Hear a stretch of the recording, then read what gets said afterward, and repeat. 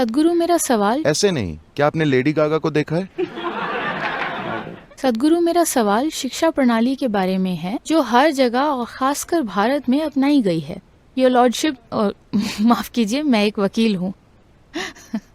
तो सद्गुरु मेरा सवाल है कि हमारे देश की आदर्श शिक्षा प्रणाली कैसी होनी चाहिए जिससे हम देश के हर व्यक्ति की भौतिक जरूरतों का ध्यान रखते हुए जीवन के हर आयाम की खोज कर सकें। धन्यवाद। देखिए,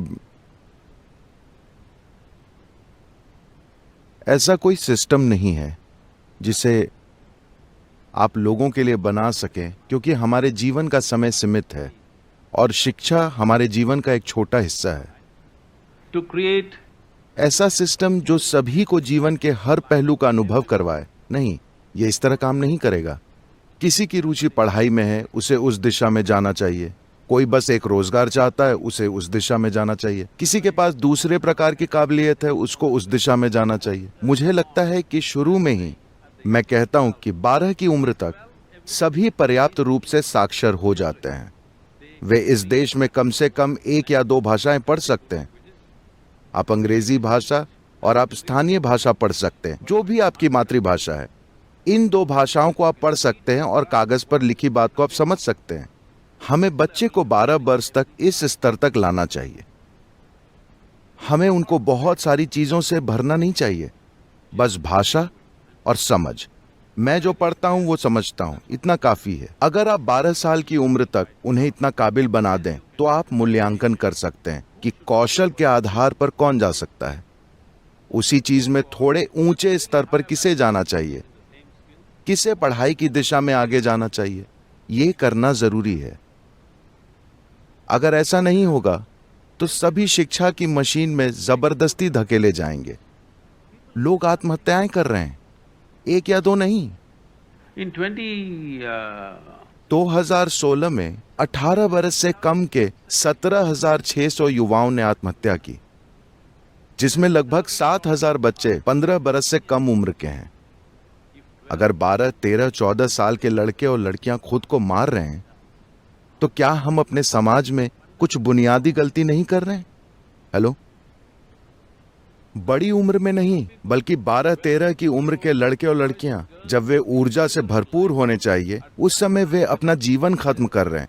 तो बात साफ है कि हम बहुत बुनियादी गलती कर रहे हैं, है ना? और दुर्भाग्य से इन आत्महत्याओं में से 90% शिक्षा से संबंधित है। कुछ दूसरी चीजें, परिवार या कुछ और, लेकिन इनमें से 90% शिक्षा से संबंधित है। निश्चित रूप से हमें शिक्षा पर विचार करने की जरूरत है कि बच्चों को शिक्षित कैसे करें। हम सभी को एक ही प्रक्रिया में डाल रहे हैं।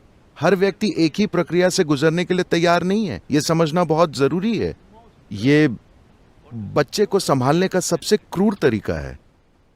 नमस्ते, मैं बाहर हूँ। where are you? Oh. मेरे 2 सवाल हैं।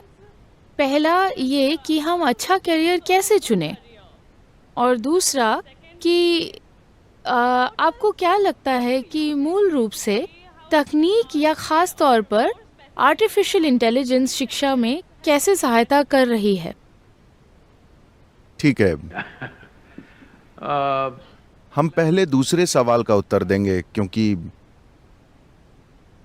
in the last 2 years, पिछले 2 सालों से लोग मुझे अंतर्राष्ट्रीय सम्मेलनों में आर्टिफिशियल इंटेलिजेंस पर बोलने के लिए बुला रहे हैं। उन्होंने जब पहली बार बुलाया, मुझे समझ नहीं आया कि मुझे क्यों आमंत्रित किया। I said, मैंने कहा, मैं बनावटी बुद्धि नहीं हूं, मैं कुदरती बुद्धि हूं। आप मुझे बनावटी बुद्धि के लिए क्यों बुला रहे हैं? फिर उन्होंने बताया कि ये सभी की समस्या है कि अगर बनावटी बुद्धि आ गई तो हम अपनी नौकरियां खो देंगे। मैंने कहा, इसका मतलब है कि आपको छुट्टियां मिलेंगी, जिसकी आपको हमेशा तलाश रहती है। अगर इस धरती पर मशीनें सारा काम करें तो इसमें समस्या क्या है? लोगों के लिए तो बहुत अच्छा होगा। मुझे लगता है कि अगर मशीनें सभी मेहनत वाले काम करने लगें, आप यहीं देख सकते हैं, जैसे कि जेएनयू में आपने जो कुछ बनाया है, मान लीजिए कि आप इसका निर्माण कर रहे हैं, तो आपको इसे बस एक कुदाली और एक लोहदंड से करना है। आपको कितना सारा काम करना पड़ेगा, क्योंकि मशीन और दूसरी चीजें आ गई हैं। कितना काम कम हो गया है, Because of that, जिसके कारण आपकी बुद्धि को नए अवसर मिले। अगर आप एक लोहदंड से मेहनत कर रहे होते तो सिर्फ आपकी मांसपेशियां ही बढ़ती। तो अब right now, इस समय दुनिया के ज्यादातर काम जो आप कर रहे हैं और अधिकांश शिक्षा जो दे रहे हैं, वो मूल रूप से सूचना इकट्ठा करना है, सूचना का भंडार करना, उसका विश्लेषण करना, एक खास तरह से जोड़ना और लोगों के सामने अलग अलग तरीके से पेश करना। इसे आप शिक्षा कहते हैं। लेकिन now, अब ये गूगल महिला आपके आसपास बैठे किसी भी इंसान से अधिक जानती है ना? लगता है उसे सब कुछ आता है। आप उससे कुछ भी पूछिए, बिना पल के झपकाए वो आपको दुनिया की हर चीज बता देगी। हाँ या नहीं? तो ऐसा समय आ रहा है, अब ये बस 5 से 10 साल की बात है, जो चीज आप आज 5 साल के शोध से जान पाते हैं, एक मशीन उस पर काम करेगी। आप उसे सूचना देंगे, वो 5 मिनट में काम कर देगी। ये मेरे साथ हुआ जब मैं छोटा था। मैंने पहली बार कैलकुलेटर देखा, पैनासोनिक या सोनी कैलकुलेटर। उस समय वो लगभग 100 रुपए का था, सपाट कैलकुलेटर। हो सकता है आपको आजकल ऐसा सरल कैलकुलेटर ना दिखे, वो बहुत सरल था। जब उन्होंने पहली बार मुझे दिखाया, टुक टुक टुक, गणित तैयार, तो मेरे मन में पहला विचार यह आया कि फिर मैं ये बेकार सी गणित क्लास में क्यों जा रहा हूं। अगर ये मशीन मेरे लिए जोड़ गुना कर सकती है, भाग दे सकती है, कॉस थीटा साइन थीटा हर चीज कर सकती है, why the hell are they? तो ये लोग हमें इन चीजों से क्यों परेशान कर रहे हैं? मैंने कहा बस मुझे ये चीज दे दो, मैं कभी गणित की क्लास में नहीं आऊंगा। मैं आपको वो सारे उत्तर दे दूंगा जो आपको चाहिए। मुझे कोई भी सवाल दो, मैं उसका हल दूंगा। इतने साल लगे हैं, 45-50 साल से ज्यादा। अब वो कैलकुलेटर इतना जटिल हो गया है कि आपके पूरे जीवन के ज्ञान से अधिक जान सकता है। ये बहुत अच्छा है ना?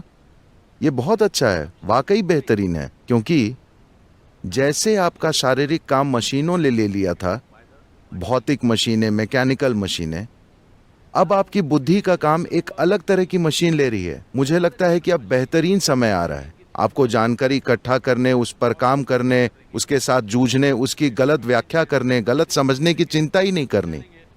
कुछ भी नहीं, हर चीज पर काम हो जाएगा और सफाई से होगा। तो अब लोग क्या करेंगे, ये एक बड़ा सवाल है। यही तो गुफा मानव ने सोचा था जब आपने उसको पत्थर उठाने की मशीन दिखाई थी कि जब ये मशीन आएगी तो मैं क्या करूंगा। तो वो गुफा मानव अब शायद जेएनयू में है। हाँ, अगर मशीनें नहीं होती तो आप भी कहीं पत्थर उठा रहे होते, है ना? क्योंकि मैकेनिकल मशीनें आई, इसलिए आज आप इस यूनिवर्सिटी में हैं। कल को अगर एक बुद्धि की मशीन आती है तो अपनी जानकारी पर काम करने के मामले में आप जो भी कर सकते हैं, आज से 5 से 10 साल बाद मशीनें उससे बेहतर करेंगी। और ये कोई बड़ा सुपर कंप्यूटर नहीं होगा, ये बस आपकी जेब में होगी। ये उतनी छोटी मशीन होगी, एक छोटी सी मशीन इन सभी दिमागों द्वारा किए जाने वाले काम से ज्यादा काम करेगी। हम तार्किक बुद्धि द्वारा चीजों को जोड़ने के कामों की बात कर रहे हैं। सूचना, चीजों को जोड़ना और उन्हें प्रस्तुत करना, ये काम मशीन आपसे बेहतर करेगी। ये आपको मेल और संभावनाएं बताएगी। सारा शोध 3 दिन में हो जाएगा। आप सूचना डालेंगे, बूम, ये आपको अंतिम निर्णय बता देगी। तो लोग चिंतित हैं कि वो अपनी नौकरी खो देंगे। मुझे खुशी है कि वे अपने जॉब खोएंगे, क्योंकि मानवता के लिए एक महान समय आ रहा है जिसमें हमें शारीरिक श्रम नहीं करना होगा, हमें बुद्धि का काम भी नहीं करना होगा। सिर्फ तब आप इंसान के अंदर मौजूद बुद्धि के दूसरे आयामों की खोज करेंगे। तार्किक बुद्धि आपकी बुद्धि की सिर्फ ऊपरी सतह है। मुझे पता है इससे काफी सारा, क्या आप इसे समझाने के लिए मुझे 2 मिनट देंगे? क्योंकि आप जिसे इंटेलेक्ट कहते हैं उसे बुद्धि कहते हैं योग संस्कृति में। बुद्धि, मैं आपसे एक सवाल करता हूं, आप में से जो जाग रहे हैं और सो रहे हैं उनको इसका उत्तर देना चाहिए। अगर मैं आपसे पूछूं कि आपको एक तेज बुद्धि चाहिए या सुस्त, आपका चुनाव क्या होगा? तेज। तो जाहिर है कि बुद्धि काटने का औजार है ना? आप इसे चाकू की तरह तेज चाहते हैं। तो हमारी शिक्षा प्रणाली के साथ जो हो रहा है और हम जिस तरह से समाज को बना रहे हैं, दरअसल हम हर चीज करने के लिए चाकू का उपयोग कर रहे हैं। Somehow, पिछले कुछ महीनों में मुझे ये कई बार याद आया है, क्योंकि मुझे लगता है कि एक बार फिर से, बरसों के बाद मैं फिर से मोटरसाइकिल चला रहा हूं। पिछले 30 बरसों में मैंने जितनी चलाई उससे ज्यादा। तो कुछ यादें वापस आ रही हैं। मैं पूरे देश में बिना किसी कारण के मोटरसाइकिल चला रहा था, बस एक सिरे से दूसरे सिरे तक, देश की सीमा तक पहुंचता, फिर वापस आता, फिर दूसरी दिशा, फिर दूसरी दिशा। मैं बस अपनी जेब के पैसे गिनता था और आगे की यात्रा के किलोमीटर। ठीक है, तो एक बार ये कुछ ऐसा है जिस पर आपको शोध करना चाहिए। कुछ दिन ऐसे होते थे जब मैं 3 दिन और 3 रातों तक लगातार चलता रहता था, बिना रुके, बिना थके और बिना सोए। मैंने अपने सिस्टम में कुछ चीजें की थी, क्योंकि आप में से किसी ने सवाल किया था, क्या सीमन या वीर्य को किसी और चीज में बदला जा सकता है? यदि आप अपने सिस्टम में कुछ चीजें करें तो ये ऊर्जा से इतना भर जाता है कि 3 रात और 3 दिन तक उस जमाने की सड़कों पर 250 सीसी की यजदी मोटरसाइकिल पर चलते जाते हैं। जावा मोटरसाइकिल आज के समय जैसा नहीं था। कोई बड़ी बाइक या हाईवे, 4 लेन, कुछ नहीं। सभी सिंगल रोड, गड्ढों से भरी, पीठ तोड़ू। लेकिन मैं लगातार 72 से 75 घंटों तक बिना रुके चलता रहता था, केवल एक पेट्रोल पंप से दूसरे पेट्रोल पंप तक। तो एक पूरी रात बाइक चलाने के बाद, मैं यकीन से नहीं कह सकता हूं कहां, पर मैं मध्य प्रदेश और उत्तर प्रदेश के बीच में कहीं था। सुबह सुबह मैंने अपनी बाइक एक ढाबे पर रोकी। सोचा कि एक चाय पीकर थोड़ी देर आराम करूंगा, फिर आगे बढ़ूंगा। मेरी चेन थोड़ी ढीली हो गई थी। मुझे नहीं पता आप सब अब भी मोटरसाइकिल चलाते हैं या सब मेट्रो वाले हो गए हैं। तो मैं अपनी मोटरसाइकिल को किसी को छूने नहीं देता था, क्योंकि मैं हर समय उस पर सवार रहता था। तो मैं किसी पर भरोसा नहीं करता, इंजन के काम से लेकर हर चीज खुद करता। लेकिन चेन थोड़ी ढीली हो गई थी। पूरी रात की राइड के बाद मैं वहां बैठा था, तभी मैंने देखा मुबारक मैकेनिकल वर्क्स, हाथ से लिखा साइन। मैंने उस ओर एक लंबे जवान लड़के को देखा। मैंने कहा, क्या तुम मेरी चेन टाइट कर सकते हो? क्योंकि चेन को टाइट करना कोई बड़ी टेक्नोलॉजी नहीं है, बस हाथ बहुत गंदे हो जाते हैं। तो मैंने सोचा कि ये उसे करने देते हैं। तो उसने हाँ कहा और पूरे उत्साह के साथ आ गया। फिर मैंने देखा कि उसके हाथों में बस एक छेनी और एक हथौड़ा था। मैंने कहा, रुको, तुम क्या कर रहे हो? उसने कहा, अरे मैं ये कर सकता हूं। मैंने कहा, तुम्हारे पास कोई और औजार नहीं है? फिर मैं उसकी छोटी सी दुकान जो उसका गैराज थी उसमें गया। वहां पर बस कुछ छेनियां और बड़े छोटे हथौड़े थे। ये बंदा हर चीज छेनी और हथौड़े से करता था। वो शायद कर लेता, लेकिन ऐसा करने के बाद वो मशीन आखिरी बार ठीक हो रही होगी। उसके बाद उसका काम खत्म। ठीक है, मैंने कहा, तुम मेरे मोटरसाइकिल को हाथ मत लगाना। ये मैं इसलिए कह रहा हूं क्योंकि इस समय हमारी शिक्षा व्यवस्था इसी तरह से है। हम हर चीज को अपनी बुद्धि के एक ही आयाम से कर रहे हैं, जो कि तार्किक बुद्धि है। तार्किक बुद्धि केवल तब अच्छी है जब वो तेज है, वरना वो अच्छी नहीं होगी। अगर आप हर चीज करने के लिए एक तेज औजार का उपयोग करेंगे तो यह पक्का है कि आप चीथड़ों में नजर आएंगे। इसी कारण 30, 40, 50, 60 बरस की उम्र में भी लोगों को नहीं पता कि वे अपने विचारों और भावनाओं को किस तरह संभालें। आप कब सीखेंगे? क्या आप 10,000 बरस जिएंगे?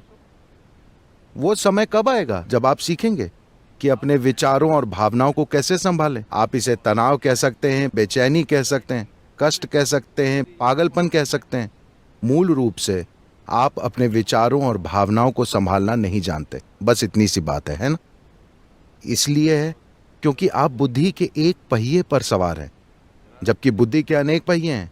केवल एक पहिया घूम रहा है, दूसरे या तो फंस गए हैं या आपने कभी इनकी खोज नहीं की। तो ये बहुत महत्वपूर्ण है कि जब बनावटी बुद्धि आ जाएगी तो आप जो कुछ भी तार्किक बुद्धि से कर सकते हैं एक छोटी मशीन कर देगी। अब मुझे लगता है कि लोग दूसरे आयामों की खोज करेंगे। मुझे लगता है मेरी अहमियत बढ़ जाएगी। जितनी जल्दी बनावटी बुद्धि आती है, मेरी अहमियत उतनी जल्दी बढ़ेगी, क्योंकि फिर वो ये सवाल पूछेंगे कि मैं और क्या कर सकता हूं। ऐसी बहुत सारी चीजें हैं जो आप कर सकते हैं।